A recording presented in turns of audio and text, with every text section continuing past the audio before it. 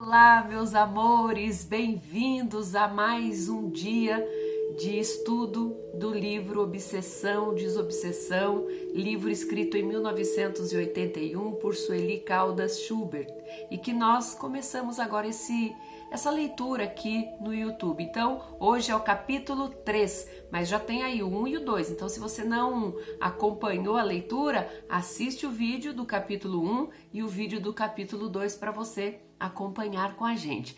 Antes da gente começar, dá o seu joinha, acione o sininho se você ainda não acionou para receber os outros vídeos e também compartilhe esse vídeo com outras pessoas, pedindo para que elas se inscrevam também no nosso canal youtube.com/prece no lar, que também acione o sininho para poder receber a sequência da leitura. É uma simples leitura para a gente esclarecer aí o que é a obsessão, como livrar-se da obsessão, como tratar isso. E hoje o tema é justamente esse, o que é a obsessão. No capítulo 1 e no capítulo 2, no vídeo 1 e 2, a gente já dá, logicamente, essa explicação, mas agora nos termos técnicos aqui abordados pela autora Sueli Caldas. Vamos à leitura? Com a permissão de nosso Mestre Jesus, pedindo o auxílio da espiritualidade, dos benfeitores, nós damos então início à leitura desse tão importante livro, dessa importante obra que tanto nos esclarece. Vamos à leitura? Capítulo 3, o que é a obsessão?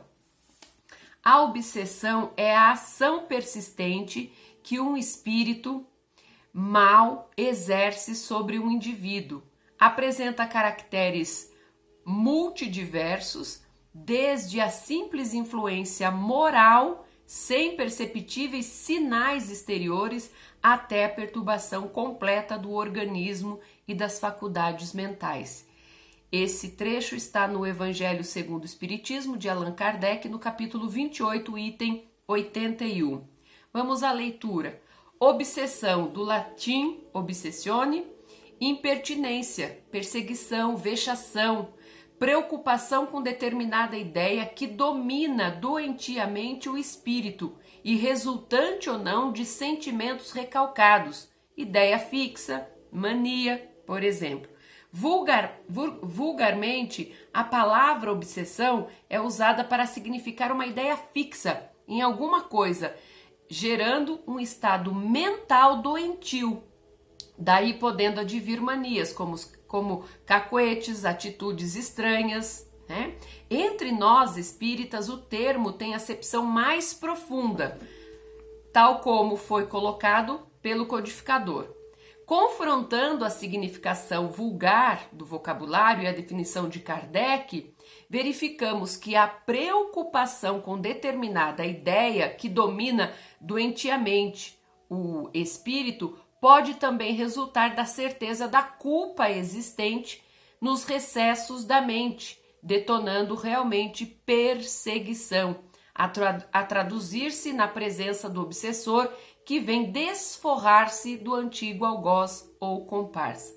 Bom, então, só fazendo uma pausa aqui, ele explica que a palavra obsessão é do latim, né, obsessione, que significa impertinência, vexação, preocupação com uma determinada ideia, e que vulgarmente a palavra no dia a dia, nas pessoas, digamos assim, que não têm o olhar voltado para a doutrina espírita, quando a pessoa tem uma ideia fixa em alguma coisa, né? A gente às vezes fala assim, aquele amor é doentio, a pessoa tem obsessiva por aquela pessoa. Então é uma pessoa que só pensa naquele outro, é uma pessoa que pensa somente numa mesma ideia, né? Fica com um estado doentio, obcecada, né? Que vem de obsessão. Então a pessoa começa a ter algumas atitudes que chamam a atenção, mas isso é num linguajar mais popular do dia a dia, vulgarmente, como ele explica, né? Aí ele fala que para ela, Sueli Caldas, né? No entanto, para a doutrina espírita, né? Esse termo, essa palavra obsessão tem um sentido um pouco mais profundo, um significado como foi colocado pelo codificador Allan Kardec. Ou seja, né? é a preocupação com uma ideia mais pautada na influência de um espírito, como ele diz no início, a ação persistente de um espírito mau. Não é uma ação da própria pessoa, na sua devida consciência, mas sim sendo influenciada por um espírito mau que exerce essa ação persistente,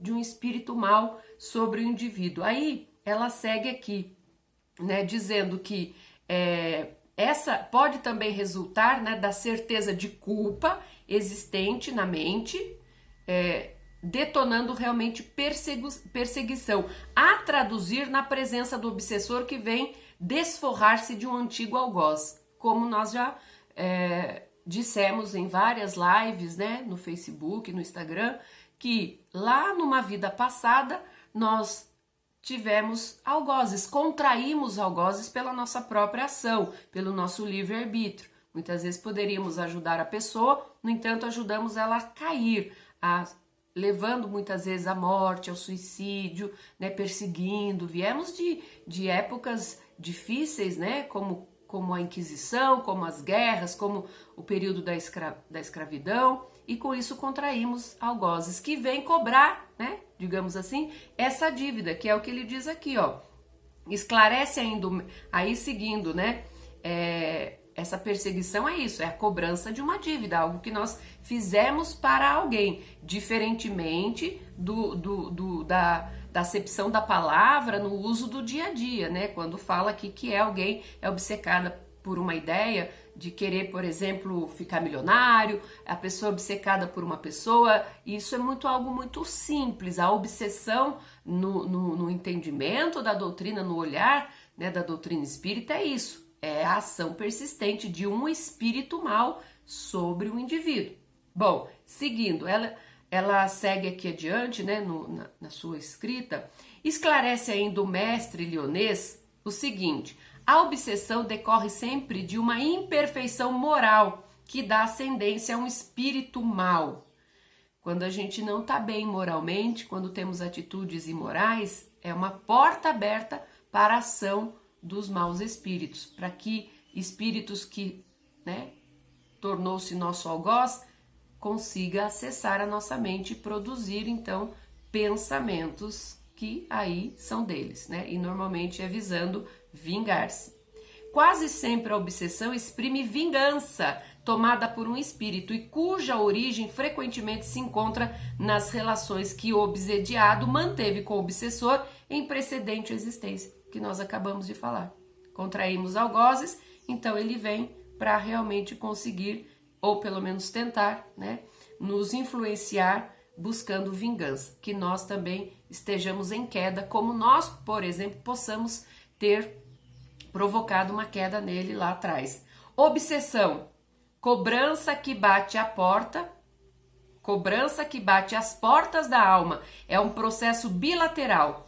Faz-se presente porque existe de um lado o cobrador, sequioso de vingança, ou seja, sedento de vingança, sentindo-se ferido e injustiçado, e de outro lado o devedor, trazendo impresso no seu perispírito as matrizes da culpa, do remorso ou do ódio que não se extinguiu. Então isso também, né? Às vezes porque ocorre o seguinte, tem, como nós já lemos, né?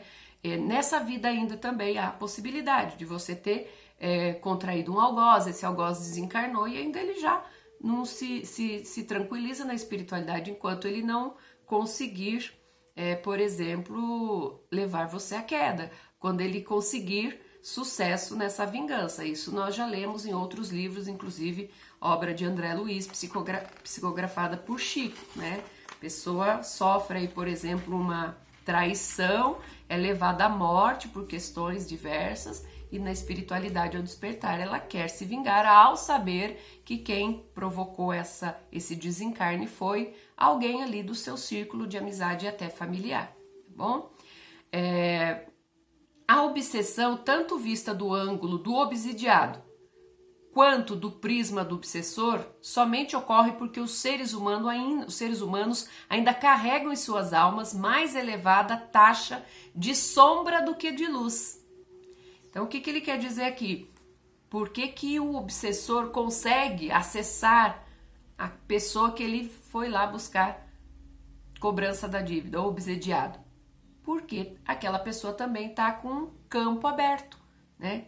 Ou seja, a pessoa é mais sombra do que luz. Então ele chega e acha um campo fácil para ele agir, uma vez que aquela pessoa é mais sombra do que luz, como diz aqui. Enquanto isso ocorrer, haverá obsessores e obsidiados. O domínio negativo de quem é mentalmente mais forte sobre o mais fraco, do credor sobre o devedor, e haverá algozes e vítimas. Tal estado de coisas unicamente se harmonizará quando existirem apenas irmãos que se amem. Resumindo, diremos, configura-se a obsessão toda vez que alguém encarnado ou desencarnado exercer sobre outra pessoa, uma construção mental negativa, por um motivo qualquer, através de simples sugestão, indução ou coação, com o objetivo de domínio. O obsessor quer dominar o obsediado. Processo esse que se repete continuamente na Terra ou no plano espiritual inferior, e por conseguinte, teremos o obsessor e o obsidiado. Então aqui encerra o capítulo 3. É importante a gente entender quando ele fala aqui, resumindo, né? Configura-se obsessão toda vez que alguém encarnado ou desencarnado exercer sobre outra uma construção mental negativa, né? Por um motivo qualquer, através de simples sugestão, indução ou coação, com o objetivo de domínio. O obsessor, ele quer dominar o outro. Então, quando ele fala aqui toda vez que um encarnado ou desencarnado, porque lá nos capítulos anteriores a gente já falou que obsessão, né, nós já vimos isso, existem formas de obsessão: encarnado, desencarnado para encarnado, encarnado para desencarnado, desencarnado para desencarnado e encarnado para encarnado. Acho que adiante nós vamos falar mais sobre isso. Então, o obsessor é um espírito mau que ele quer nos dominar, em busca de vingança na maioria das vezes. Quando ele chega até nós, nos encontra e a gente continua mais sombra do que luz, ele vai conseguir sucesso nisso. Ele vai conseguir o domínio na nossa mente, colocar o pensamento persistente, como se fosse um pendrive que fica ali repetindo situações, muitas vezes ligada à nossa própria falha numa vida passada, colocando numa situação de que nós contraímos esse obsessor em outra vida. Ele sabe o que fizemos e nós temos na nossa alma, no perispírito, essa memória de erros, e ele vai tentar reativar isso de uma maneira que a gente comece a entrar na dele, nessa sintonia dele, cair na armadilha, que é o quê?